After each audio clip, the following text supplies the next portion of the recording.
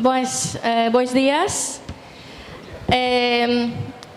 Antes de empezar a hablar, voy a decirles que mi pequeña charla se va a centrar en 6 conceptos, en 6 palabras: honor, perdón, explicación, lucha, dignidad y esperanza. Primero, honor. Me siento verdaderamente honrada y emocionada de poder compartir esta mesa con compañeras y compañeros de esta magnitud. Y me siento honrada porque desde el Foro Mundial de la Educación se ha considerado que mi sindicato puede aportar algo. Mi sindicato es un sindicato pequeño en tamaño, pero nosotros decimos que es un gran sindicato. Nuestro sindicato de profesores y profesoras nació hace más de 30 años en unas asambleas que maestros y maestras durante la dictadura realizaron como forma de resistencia y como forma de intentar renovar la pedagogía fascista. Me siento emocionada al recordar a algunos compañeros que ya no están aquí entre nosotros y que han dedicado su vida para crear una escuela pública transformadora.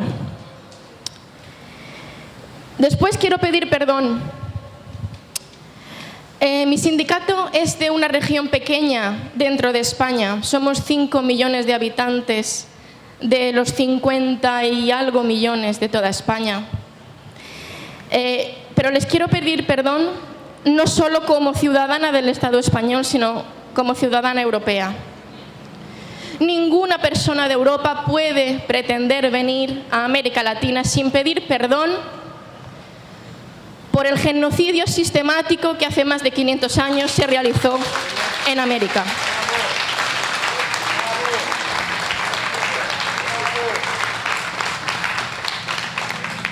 Es de justicia que vengamos aquí con la cabeza agachada y que vengamos aquí para aprender la lucha que ustedes han llevado a cabo durante cientos de años. También quiero pedir perdón porque no hablo portugués. Me gustaría poderme expresar en la lengua de este territorio como símbolo de respeto, pero soy profesora de inglés y ya con eso ya tengo suficiente.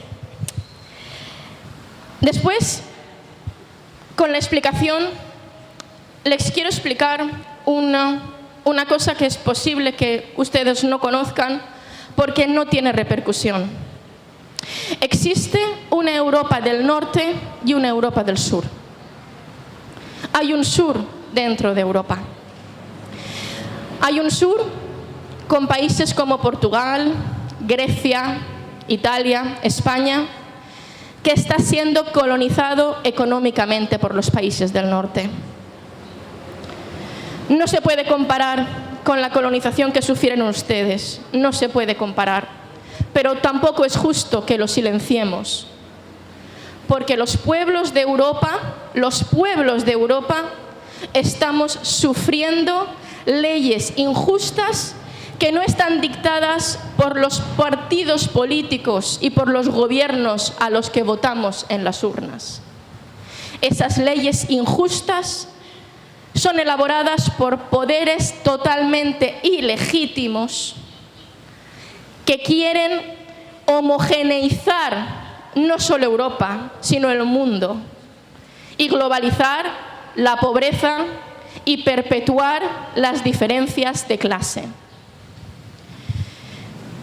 Con esto quiero decirles que yo tengo en común con ustedes mucho más que con Angela Merkel, mucho más. Aunque yo viva a 9.000 kilómetros de distancia de ustedes.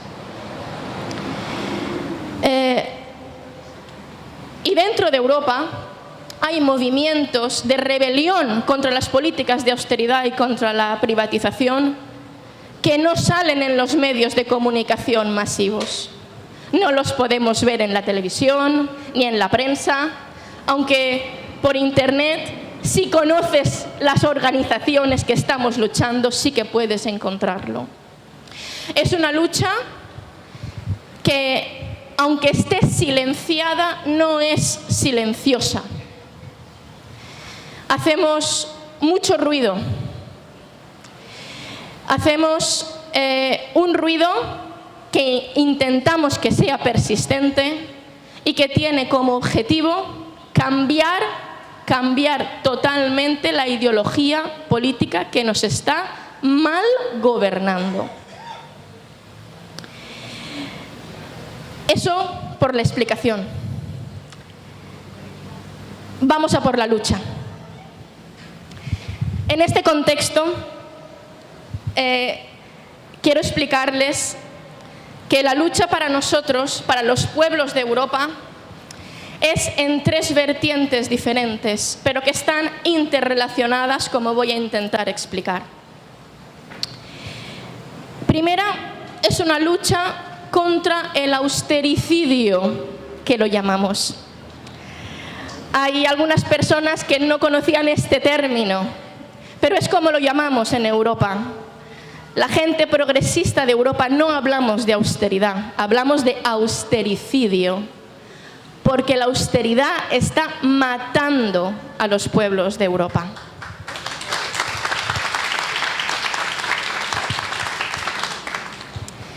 El austericidio provoca recortes, no solo en la educación pública, sino en todos los servicios públicos, sanidad, justicia, y en las fuerzas de seguridad, que en algunos países de Europa continúan siendo seguridad. Y estos recortes tienen una única finalidad: devaluar los servicios públicos hasta tal punto que las personas piensen que un servicio privado va a ser mejor.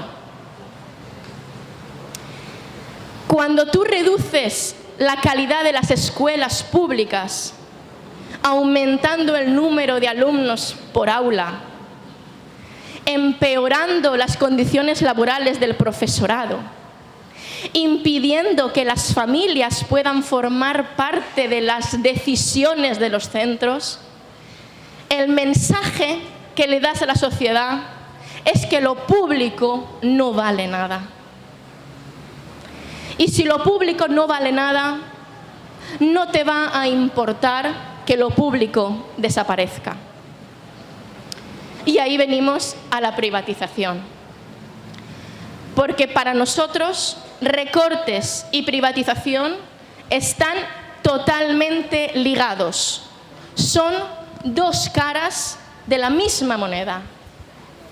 Por una, recortando con austericidio, devalúas lo público, y por otro, ofreces como una panacea, como una salvación, empresas privadas que van a lucrarse escandalosamente de la educación, de la sanidad y de la administración de justicia y de la seguridad ciudadana.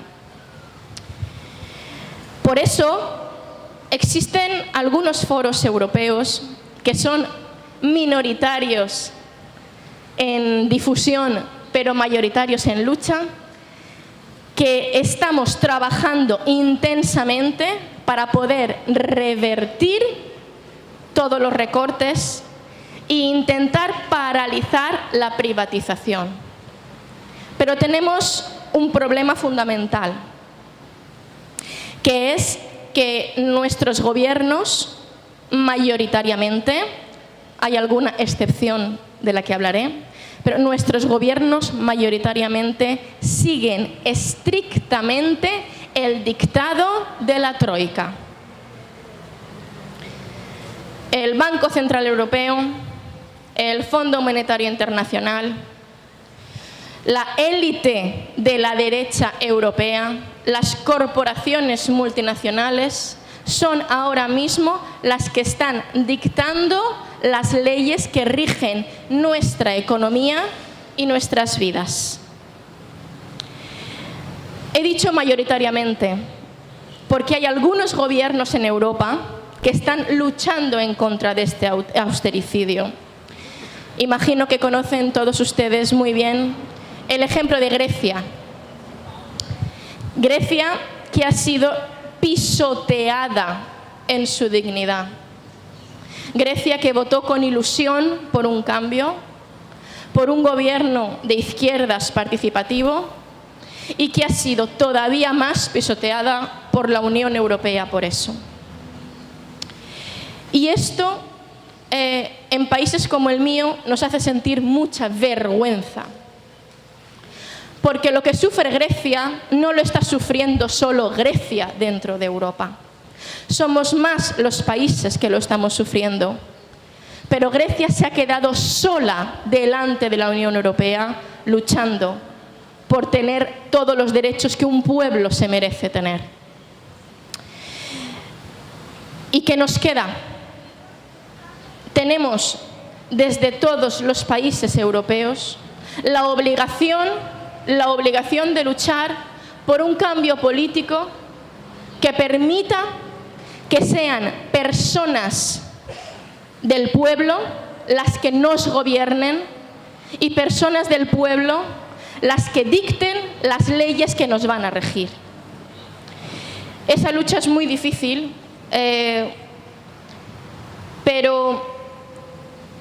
y pasamos a la quinta palabra, pero con dignidad estamos convencidos de que se puede realizar todo. Nuestro sistema público de educación, ahora hablo del sistema de mi país, ha sufrido una desdignificación.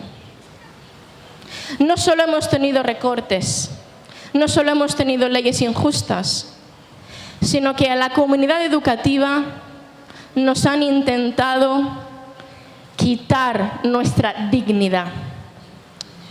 Para nosotros, el concepto de dignidad es muy importante, porque con la crisis que hemos sufrido en Europa, con tasas de desocupación altísimas, las personas se han sentido desposeídas de su dignidad como seres humanos.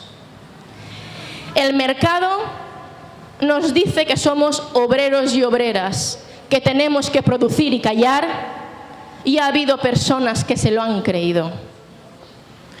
Con lo cual, el primer paso es infundir, transmitir a todas las personas un sentido de dignidad que les haga creer que vale la pena luchar por sus derechos. Sin ese convencimiento, es muy difícil poder avanzar. Y el capitalismo se ha dedicado a decir sistemáticamente a trabajadoras y trabajadores que no valemos para pensar, que no valemos para gobernar, que no valemos para crear un mundo mejor.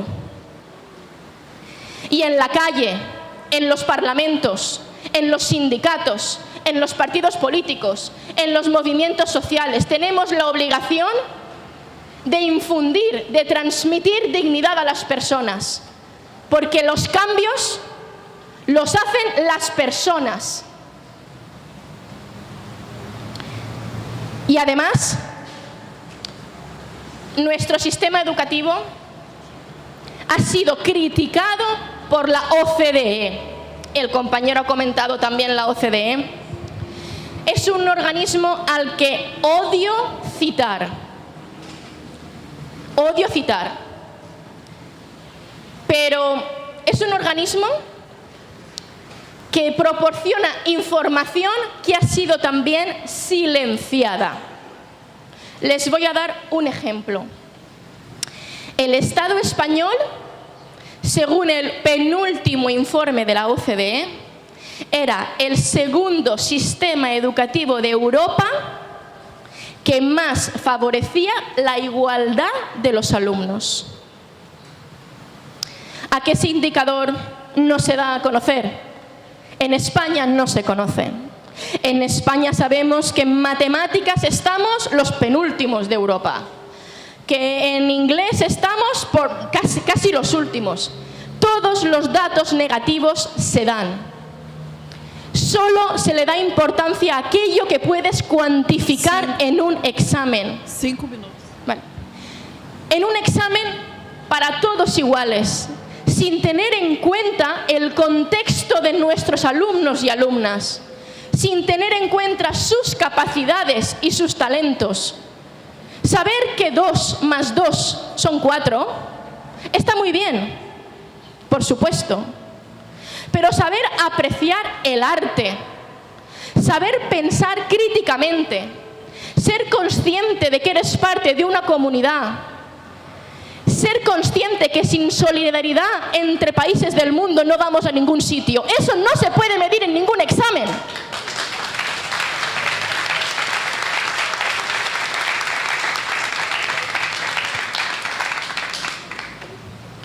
La igualdad, ¿saben ustedes cómo se mide la igualdad en la OCDE? Se mide teniendo en cuenta cuáles son los estudios de la madre del alumno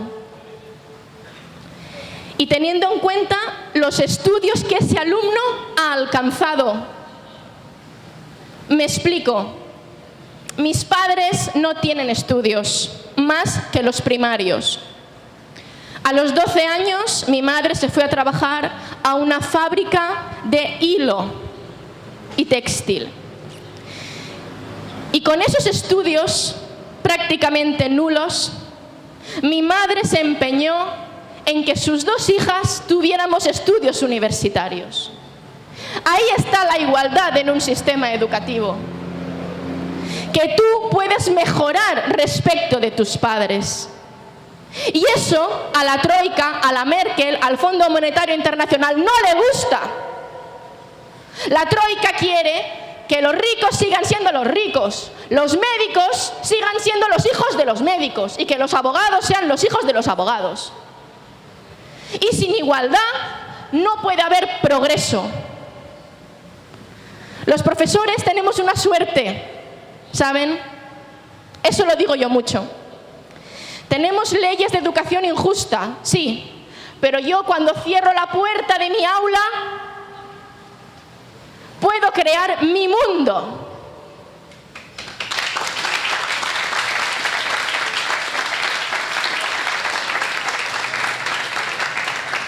Puedo crear mi mundo y puedo transmitir a mis alumnos la necesidad de que ellos ese mundo lo lleven fuera del aula.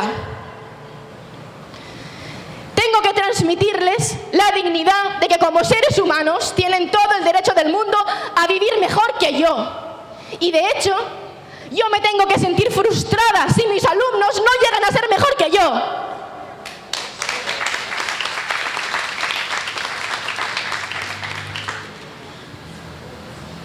Por eso les he dicho que la última palabra de la que quería hablar era esperanza.